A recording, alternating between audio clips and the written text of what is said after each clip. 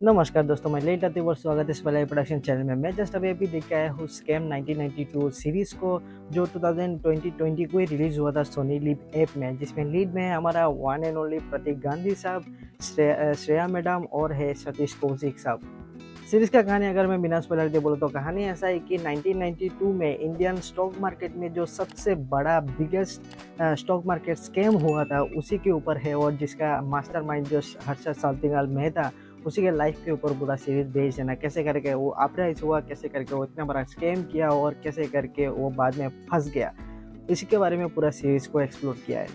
देखो यार, सीरीज देखते देखते मेरे को बहुत लेट हो गया। आई नो 3 साल लेट हूँ मैं, लेकिन अभी 2003 जो रिलीज हुआ है उसी को देख के हमको याद आया भाई ये सीरीज तो हम देखा ही नहीं, और इसके वजह से हम वो सीरीज देखने बैठा है 2003 स्कैम 2003 ख़त्म करके। और भाई एक गाना तो उस टाइम में बहुत पॉपुलर हुआ था, वो रिया मेरे साथ में वाला जो गाना है, उसी को तो हमको याद है, इतना ज़्यादा रील इतना ज़्यादा फेमस हुआ था। और हमारा जो मेन लीड एक्टर है हर्षद मेहता का जो एक्टर है, मतलब प्रतीक गांधी साहब, वो तो भाई इसी सीरीज़ के वजह से इतना ज़्यादा पॉपुलर हुआ है ना, वो हमको पता है। लेकिन यार हम देरी कर दिया यार, लेकिन ये सीरीज़ देखने के बाद बोलूँगा भाई व्हाट ए लाजवाब सीरीज़ मैन। भाई साहब 1992 में तुम इमेजिन भी कर सकते हो, इतना पुराना 1992 में 5,000 करोड़ रुपए का स्कैम, स्टॉक मार्केट स्कैम, जिसके वजह से स्टॉक मार्केट क्रैश हो गया था।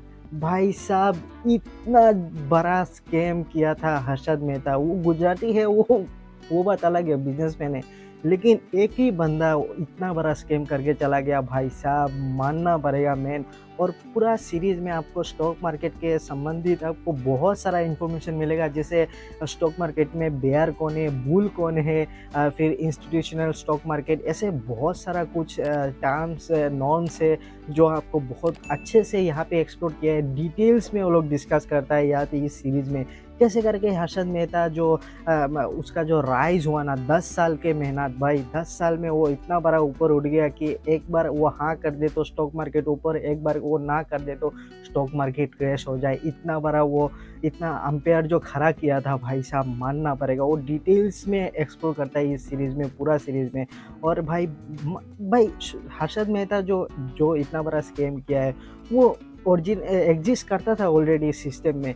वो क्या किया है, बैंकिंग सिस्टम का जो लूप होल्स है उसको पकड़ के वो स्कैम कर रहा था ना। दूसरा लोग भी कर रहा था, लेकिन वो बहुत बड़ा करके करने लगा है क्योंकि लालच आ गया था उसके अंदर में। भाई रिस्क है तो इश्क है, उसका जो डायलॉग सीरीज में देता है ना, वो ज़्यादा पैसा कमाने के चक्कर में उसका एक गलती के वजह से पूरा एम्पायर डाउन हो गया। तो पहले जो 5 एपिसोड है उसका जो अपराइज दिखाया ना, कैसे करके वो इतना बड़ा एम्पायर खड़ा करता है, और बाद में जाके एक गलती के वजह से कैसे करके पूरा अंपायर उसका डाउन हो जाता है। उसको बिग बुल क्यों कहा जाता है ना, बुल लोग जो होता है ना वो स्टॉक मार्केट को ऊपर ढकेलता है ना, स्टॉक प्राइसेस बढ़ा देता है। जैसे हर्षद मेहता क्या कर रहा था, वो जो कंपनी लोगों को लोग पहचानता नहीं है, उन लोग कंपनी का शेयर वो कम दाम में खरीदता था ना, ज़्यादा से ज़्यादा खरीदता था। इसके वजह से वो जो बेनामी, जो उसका कोई कंपनी का नाम नहीं है या फिर लोग सुना नहीं है, उस उन लोगों का स्टॉक को प्राइस को बढ़ा देता था ज़्यादा से ज़्यादा स्टॉक खरीद के।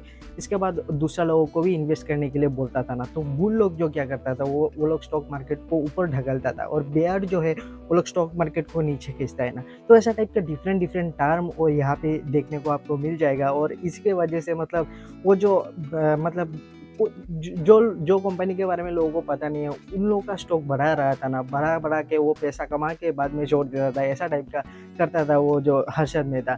भाई ये चीज़ मानना पड़ेगा यार, ये लूप होल जो, और फिर एक बैंकिंग सिस्टम का लूप होल का वो बहुत बड़ा यूज़ किया है। देखो बैंक क्या करता था, 1992 के बारे में बोल रहा है, बैंक एक बैंक से दूसरा बैंक, जैसे एसबीआई से पीएनबी को पैसा ट्रांसफ़र करना है, तो बैंक क्या करता था, वो बीच में एक ब्रोकर को ला देता था ना, ब्रोकर को पैसा दे देता था। और ब्रोकर क्या करता था, कुछ ही दिन मिलता है उसको, 1 हफ्ता जैसे मिल गया, उसके पास पैसा एसबीआई ने ट्रांसफ़र किया है ब्रोकर को, ब्रोकर उसको पीएनबी को ट्रांसफ़र करेगा 1 हफ्ते बाद। तो 1 हफ्ते में क्या करेगा, वो स्टॉक मार्केट में वही पैसा लगा के जो प्रॉफ़िट कमाया, और बाद में प्रॉफ़िट रख के, और बाकी जो पैसा पीएनबी को तो देना ही है, तो वो बाद में दे देता था। तो बीच में जो एक वो जो सबसे बड़ा एक लूप होल है ना, जो बैंक से बैंक ट्रांसफ़र करना है तो डायरेक्ट करो ना, तो वो लोग ब्रोकर को क्यों डालना है, वो समय बचाने के लिए ब्रोकर को दे देता था। तो उसी लूपहोल सिस्टम का दूसरा लोग भी यूज़ कर रहा था, लेकिन हर्षद मेहता जो सब बड़ा-बड़ा करके यूज़ कर रहा था ना, ज़्यादा अमाउंट लेके यूज़ कर रहा था, तो उसकी वजह से मतलब लालच आ गया ना उसके अंदर में। जब देख रहा था कि उसको फ़ायदा हो रहा है, फिर इंस्टीट्यूशनल मनी मार्केट जो है, उसमें भाई बीइंग अ आउटसाइडर जाके वो मोनोपोली को तोड़ दिया ना, वैसा टाइप का सबका सामने आ गया ना, वो सामना-सामनी कर रहा था। दूसरे लोग छुपा-छुपा के कर रहा था, वो सामना-सामनी आके एकदम छाती पीट के कर रहा था कि देखो यार सिस्टम में लूपहोल एग्ज़िस्ट करता है, हम भी दूसरे लोग भी यूज़ कर रहे हैं, हम ज़्यादा बढ़ा के सामना-सामनी आके करेगा। तो उसके वजह से दुश्मन आ गया उसका, फिर बाद में जाके फँस भी गया वो। तो बाद में जो डाउनफॉल आता है उसको भी बहुत अच्छे से एक्सप्लोर किया है। बाद में तो उसको भाई बेनामी मोती मिला है हॉस्पिटल में, कोई पूछा भी नहीं आके। तो तो एक लेकिन एक बात तो मानना पड़ेगा यार, 5,000 करोड़ रुपए और भी 1992 में ये बहुत बड़ा एक स्कैम है जो इंडियन हिस्ट्री में एक इतना बड़ा नाम लेके रह के चला गया ना, कि हर्षद मेहता इतना बड़ा स्कैम करके चला गया था। लेकिन बंदे का जो दिमाग है, इतना ज़्यादा जीनियस जो था, ये तो तुमको नो डाउट मानना पड़ेगा। तो ये सीरीज़ हमको 1 नंबर में रिकमेंड करूँगा भाई।